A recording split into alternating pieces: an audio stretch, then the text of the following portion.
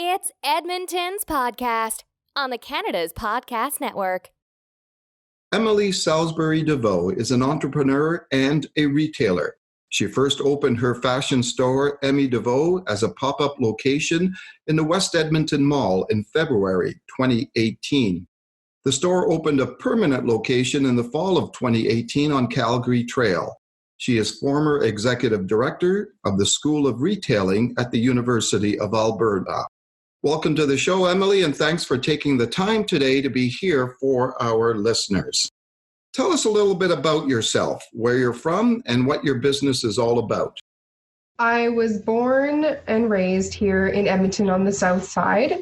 I went to one of our biggest high schools called Harry Ainlay and lived fairly close to one of our shopping centers called Southgate Centre.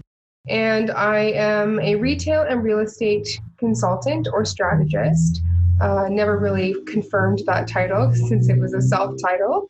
And I started my company at 16. So that's a little bit about, this year is actually celebrating my 20th year being in business, working for myself. And it has been a roller coaster, but one of the most rewarding things I've ever done. Did you need financing to start your company, and how has business been for you? So I didn't need financing. My situation is a little bit unique to what other entrepreneurs sort of face. Because I had my consulting practice, I was able to provide a shareholder loan to my clothing brand to start my clothing brand. So from one corporation to the other is what I did to ultimately launch. So I gave EMMYDEVEAUX at first about $40,000, and then I added in about another 20 to kind of cap off to get us to this point. And business has been very strong. You know, when we launched, it was during my last few months at the University of Alberta. And it's an incredibly scary time to be a retailer. Nobody can debate that. We have so many retailers that are announcing their closure. And I knew I wanted to have a clothing brand by the time I was 35, regardless of the industry conditions, because I felt that what I was going to do was going to fill, a niche that, believe it or not, we hadn't filled in women's fashion. And I think I was right. You know, we launched a 3-month pop-up at West Edmonton Mall to kind of gauge the interest of the overall quality of our clothing and the style. And it's just been growing very fast since then. What is your long-term vision and what will your company look like in the future? Do you have plans for expansion? So I have big plans for expansion. I'm definitely, I was just in Vancouver and someone told me that I'm quite aggressive. I would say I am quite aggressive. I think you have to be in retail. You have to have a very clear vision. There's not a ton of time to sit around and strategize and think about, what if this happens? What if this happens? You have to, at this point, to survive, you have to innovate.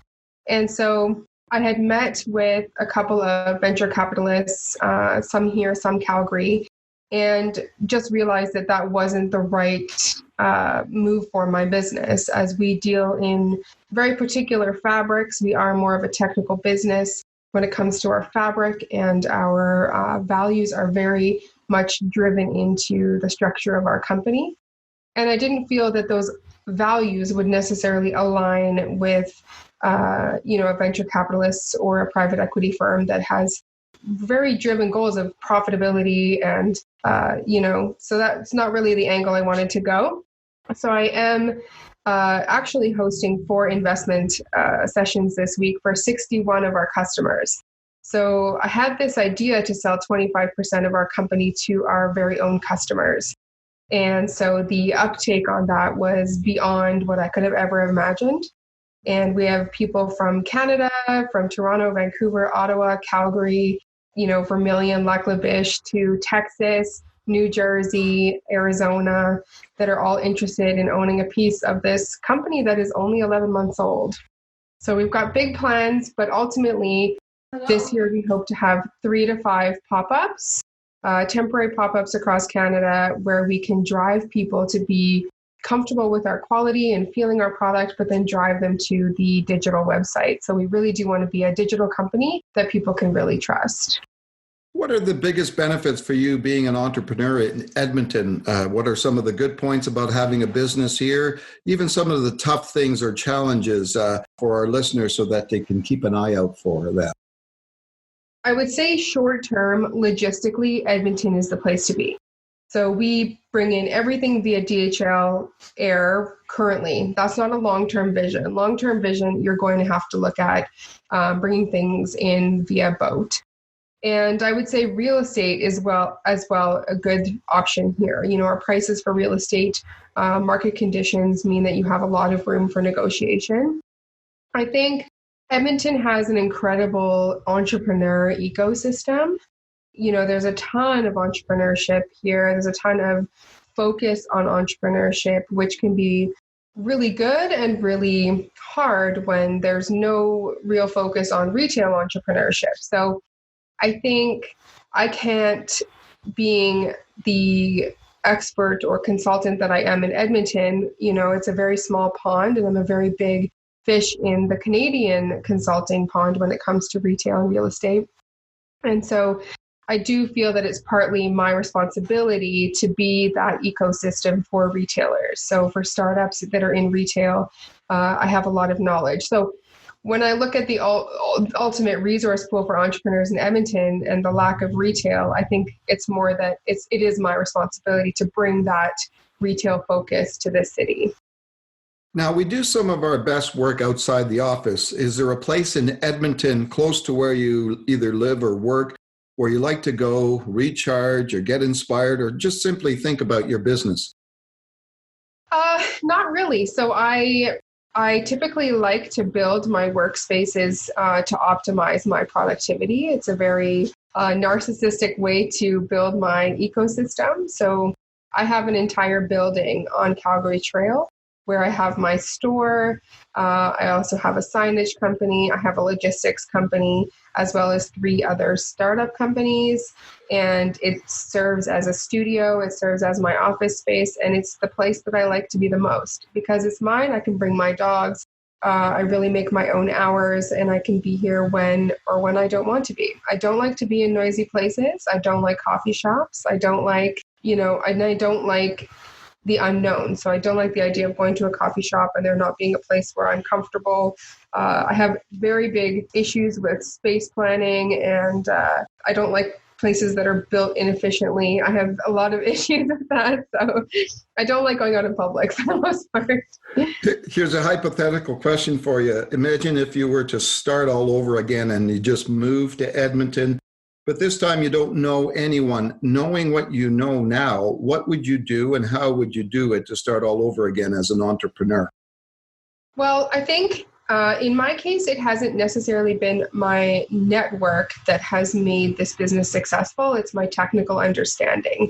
Of course, there's power in having your technical abilities merge with your network. But, with my work with the University of Alberta, my network really became nationwide. And so I think if you're moving to a new place and you're starting to try to figure out how to be an entrepreneur in a new ecosystem, it really comes down to social media and starting to connect with businesses or ecosystems that have done a really good job. Sometimes when you're in a smaller city, those ecosystems can be very limiting though, because there's a lot of people that run in the same circles. But I think you have to start by having a clear vision, because people will buy in and campaign for your vision for you. But you have to know what you want. You have to be able to identify it. What does the first hour of your day look like when you get up in the morning? Do you have a specific routine or ritual to get you motivated to start the day? I don't set an alarm. Very rarely do I ever set an alarm. I have dogs that are on very specific routines. And so my dog typically wakes up between 6 and 7:30 whenever he has to go to the washroom. And that's when I wake up. We have a coffee pot that is, it costs $20 and it's set on an alarm. So when I wake up, the coffee's always made. And there's something, when the coffee's already there and ready for you to drink, it makes getting up a lot easier. And then I don't set any expectations of myself for the first 2 hours of my day. So if I wake up at 6:30, I don't set the expectation that I have to be out of the house and have a meeting at 8:15. I think you have to give yourself time to be the champion that you need to be for the day. And every day that's going to be different. You can't expect to feel the same every morning. So you shouldn't expect to do the same thing every morning. Do you think entrepreneurs have to be weird or unique, but in a positive way, or just wired differently? I've always said that I feel entrepreneurs are very much wired differently. I spoke to a gentleman this morning who drove me back to my office from Enterprise, and he's a young fellow, and he just said, I want to be an entrepreneur. Well, a real entrepreneur is going to tell you that you don't always want to ask for that, because it is in some ways considered a punishment. People who are wired this way, it's not something that you can turn off, and it's not something that goes away. And I've had to deal with that my whole life, being different and my brain being wired differently. And I think about things differently and I hyperanalyze. And so I think I'm definitely weird. I'm definitely unique, and I'm definitely wired differently. I'm all of the above. What books are you reading right now or listening to, and why? And do you have any books you can recommend to entrepreneurs to help them in their journey? So I don't read books. I don't listen to books. It's something that I just have never had enough time, I guess, or allocated time. And I also don't like advice. I rely a lot on my brain to tell me what to do. But I recently listened to Chip Wilson, who is the founder of Lululemon. His book is called Little Black Stretchy Pants. And it absolutely changed my entire outlook on this business. It changed my daily perspective of my own business. And it was the most valuable investment I could have made in being a clothing brand owner. And I'm so glad I did it, because I feel it's kind of like when you fall in love. And I would say that I'm a low-key Chip Wilson stalker after reading his book. So I've been trying to get in contact because I have a few very specific questions for that man about our business. But I told him that I was going to write a sequel to his book called The Little Black Stretchy Dress. So we'll see if I can get that done. Are there any online or offline tools that you use on a daily basis? So I am a massive tech junkie. I like any tech program, any app that makes my life faster, makes me more productive. I would say on a daily basis, we use G Suite a lot. We use Google Drive. I hate to tell you that I have 5 different G Suite accounts. I have 5 different brands or companies that I work with that are mine. I love, there's an app out there called Wunderlist, Wunder. And I use that with my husband. I use it with my team members. And it's a way for me, the second a thought comes into my head, I have to get that down and allocated. So this morning I had this intense need to rearrange our entire office because it popped into my head. Okay, if we do it this way, it's going to be way more efficient. And it is. Like, we're in the process of cleaning it. There's a huge mess behind me right now. But I think it's those types of tools. Like, we use a program called PicMonkey that is a shortcut of Adobe Photoshop. So for the time it takes somebody 2 hours to make a postcard, I can get it done in 4 minutes. So really, QuickBooks, all these different tools. How do we get faster, and how do we make our days super, super productive? How do you balance work, and how do you relax and not think about work? Are there any favorite activities you'd like to do in Edmonton? Outside of my job, I'm not a very social person. I think that comes with being wired differently. But I do have a ton of interests outside of retail. So when I am spending my time learning or, learning about things or experimenting or whatever it might be, I have so many subjects that I'm interested in. So retail doesn't consume my life. I have a lot of different things that I focus on. I'm not a foodie, and I'm cheap as hell. So I do not buy coffee in coffee shops. I don't buy food in restaurants unless it's a convenient location and I know the space and I'm comfortable. I don't spend money on expensive exercise classes. I just feel that if you want to be an entrepreneur, you have to tighten those strings and you have to living a life that doesn't cost a lot of money gives you the ultimate freedom of time and space. So I don't have car payments, low mortgage. My husband and I make sure that we live a very attainable life so that if I needed to quit and go work at Starbucks, that I could do that. But I think you really have to be very careful about how you spend your money if you want to live the certain life that you're trying to live. If you weren't doing what you do now, is there a profession that you'd like to do? Yeah, there's about 12 of them. I'll list a few. So I'd love to pursue a career in renewable energy, which is actually my plan after the age of 45. I've always wanted to be a meteorologist that traveled around and dealt with extreme weather. And I've always wanted to be an architect. So I think for me, I only get one life. So I will in some way be involved in each one of those in the span of my lifetime, as long as I don't get hit by a truck, In business, is there a favorite word or quote or sentence that you like to use? My favorite sentence is Google it. And I use that often. When I was at the university, I had a rule that you weren't allowed to ask me a question if Google could give you the answer.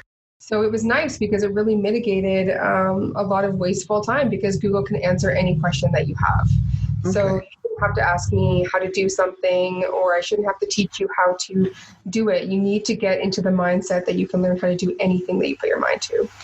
Now, is there a least favorite word or sentence that you don't like to hear? I really don't like narcissism. So I don't like when people constantly are using the word me, or I.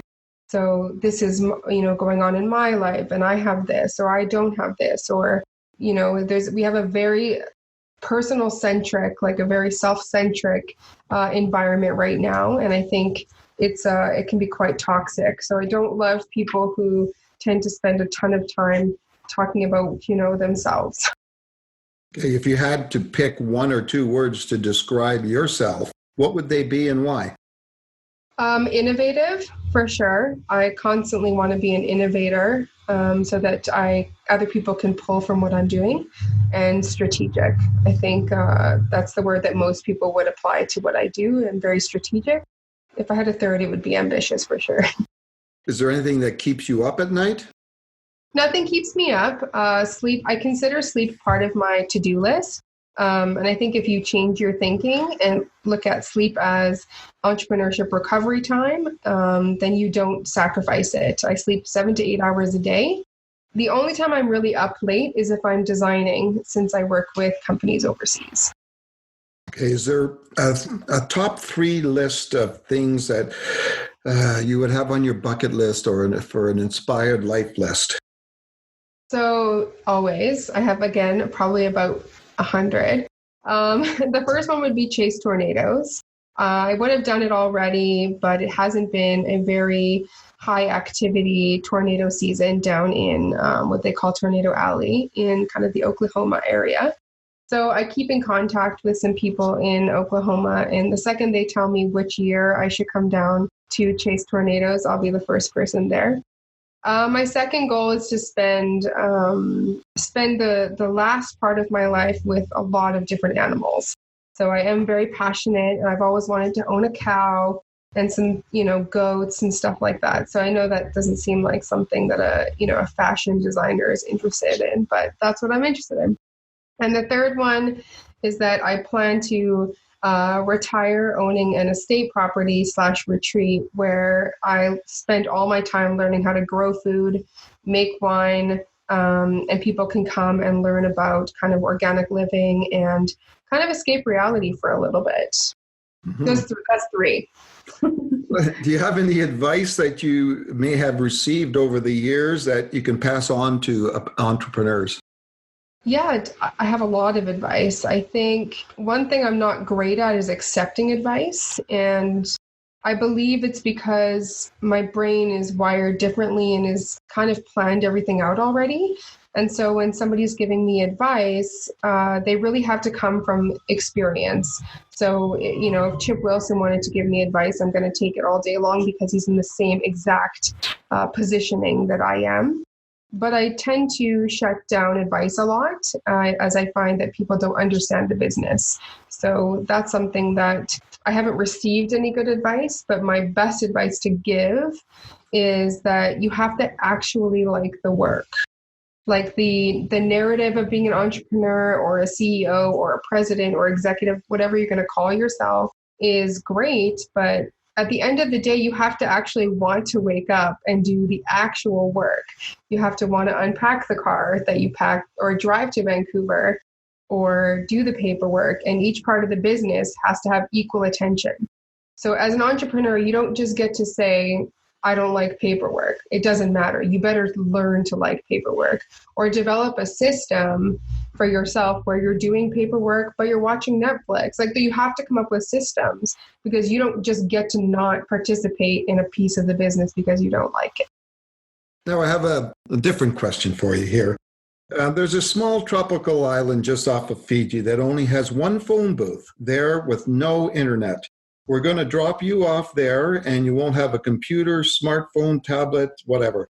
You can use a phone booth located there anytime to call the boat and we'll come pick you up.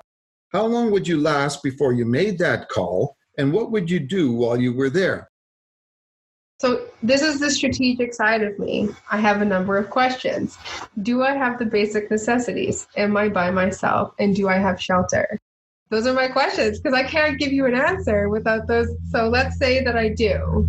Okay. Like if I had, let's just say I have the basic necessities. So I have water and I have food to last me however long. And am I by myself? If I'm by myself, but I have the basic necessities, then I'd be okay, I would say, for about a month. If I have shelter, necessities, and I'm not by myself, I'm not coming home. Like that's if I'm on an island in Fiji, I'm not coming home. Like there's people around to talk to, and at least I can have intelligent conversation.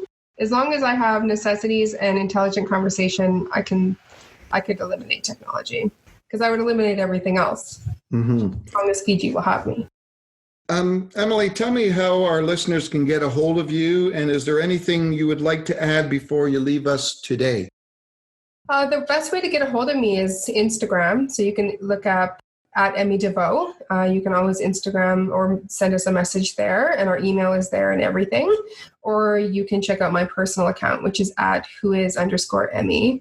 And it's a little bit more about kind of who is the person behind the brand.